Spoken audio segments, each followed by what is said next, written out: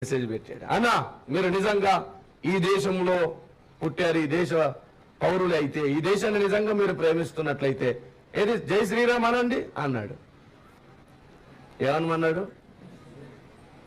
నేనన్నాను జై శ్రీరామ్ అని టైప్ చేసి పంపించా. వాడికి ఏం మాట్లాడాలో అర్థం కావట్లా. సరే నువ్వు అనుమన్నది నేను అన్నాను కదా, ఇప్పుడు నేను అనుమన్నది నువ్వు యేసు రక్తమే చేయమన్నా. నేను అన్నాను అన్నాడు. చూసావా నీకంటే మా హృదయం ఎంత విశాలంగా ఉందో అని చెప్పి, తొందరపడకు, నేను ఎందుకు జై శ్రీరామ్ అన్నాను చెప్తాను విను.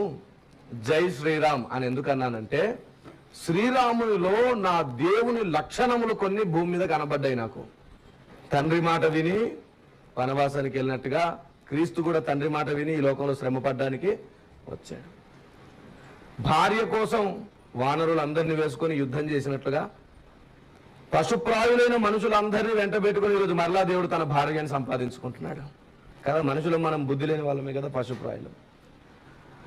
వానరుడైనటువంటి ఆంజనేయుడు భార్యను దేవుడానికి సహాయపడ్డట్టుగానే పశుప్రాయులమైనటువంటి మనుషుల్లోనే కొందరు అగ్రస్థాయి అపోస్తలులు, ప్రవక్తల స్థాయి గలవారు ఈరోజు భార్యను వెతికి సంపాదిస్తున్నారు.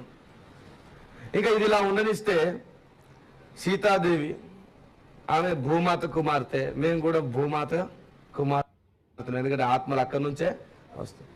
ఇలా 10 పాయింట్స్ రాసి ఇందుకు నేను జై శ్రీరామ్ అని అన్నాను. ఎందుకంటే నా దేవుని లక్షణములు జై కొట్టాను నేను. అంటే మీరు ద్వేషించారా? ద్వేషించేది ఏం లేదు. మేము నిన్ను ప్రేమిస్తాం, నీ దేవుని కూడా ప్రేమిస్తాం. వాళ్ళందరూ కలిసి యేసుని ప్రేమించాలి. ముందు సత్యమును ప్రేమతో చెప్పాలి. పాము వంటి వివేకం, పావురం వంటి నిష్కపటం కావాలి.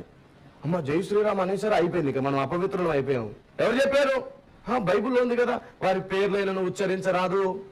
నేను బైబిల్ చెప్పిన మాటకే పూర్తిగా లోబడే ఉచ్చరిస్తున్నా.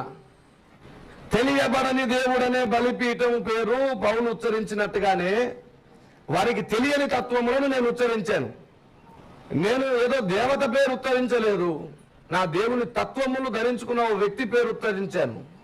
నీతిమంతుని జ్ఞాపకం చేసుకునుట, ఆయన జ్ఞాపకం చేసుకున్నా, అంతే.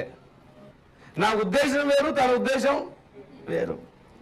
ఈ చివరి దినాల్లో అలా నడవడం మంచిది.